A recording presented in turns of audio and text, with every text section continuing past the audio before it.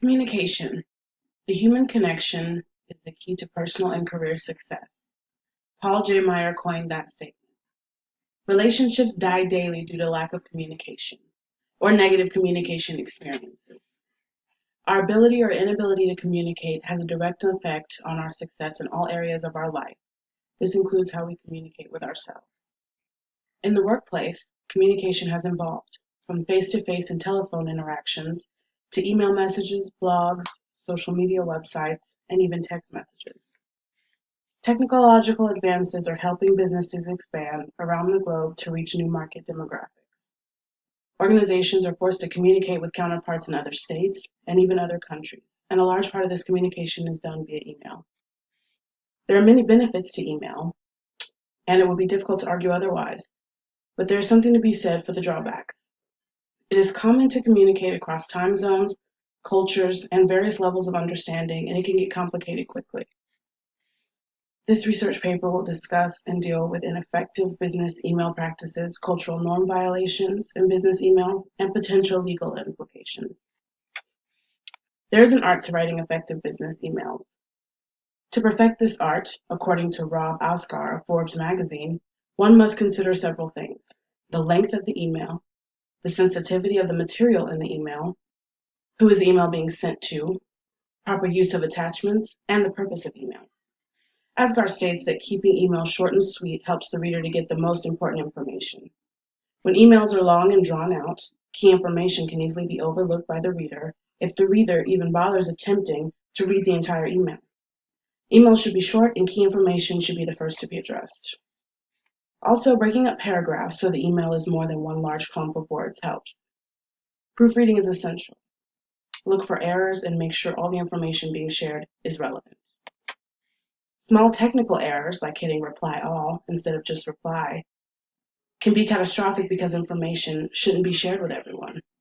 Mistakes of that nature, while easy to make, can cause rifts, drama, and in extreme cases lead to legal disputes. If the email references an attachment, be sure the attachment is included on the email. Make sure attachments are necessary and formatted correctly. Before sending an email, you should discern whether or not email will be the most effective medium of communication. Some things shouldn't be done via email. Firing, hard conversations, those things should be done face-to-face. It's all about respect and competency. Email becomes more complicated when the exchanges are taking place across cultures. Businesses are going global, and with tools such as social media, e-commerce, and business relationships, it's easier to do so in a shorter amount of time.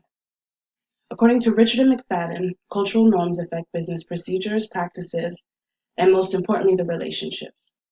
Misunderstandings and communication breakdowns become common when cultural nuances are overlooked. Richard and McFadden help us break down communication patterns. The inductive pattern starts with face work, or an appeal to the emotions of the receiver, with small talk such as, "I hope this finds you well," or "How have you been?" Deductive patterns, however, start right with the matter at hand, and usually follow up with a reason or supporting argument, may or may not conclude with the well wishes or face work. Message structure preference varies according to region. Westerners prefer a deductive pattern. The Chinese prefer inductive pattern. According to research, the Chinese are more willing to do business with colleagues who include face work and structure their emails such that the reasoning is before the request. This would likely irritate Americans.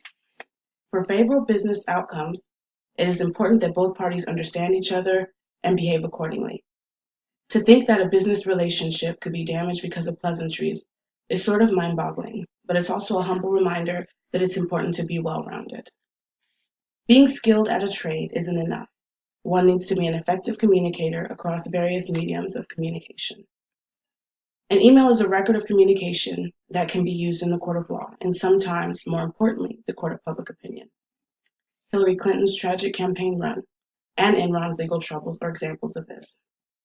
Caston versus Doral Dental USA LLC was a landmark case in affirming email as a record by ruling business emails as documents belonging to the company rather than personal communications protected by privacy rights.